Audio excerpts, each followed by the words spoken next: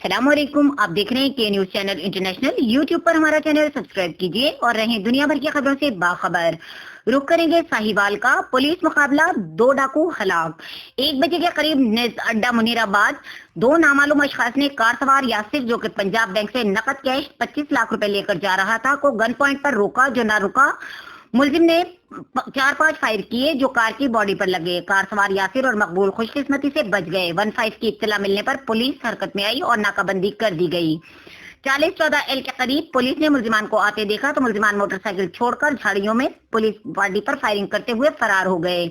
Police ने जवाबी firing की। फायरिंग का सिलसिला रुकने पर देखा तो 2 कस मुलजिमान जख्मी हालत में पड़े हुए मिले, जिनको पुलिस अस्पताल ले जा रही थी, जो जख्मियों की ताब न लाते हुए रास्ते में ही जाँ बहक हो गए। मुलजिमान के कब्जे से 44 बोर 5 कस लोडशुदा मैगजीन, 2 अदद पिस्टल मां 3 अदद मैगजीन बरामद। मजीद तफ्तीश जारी है।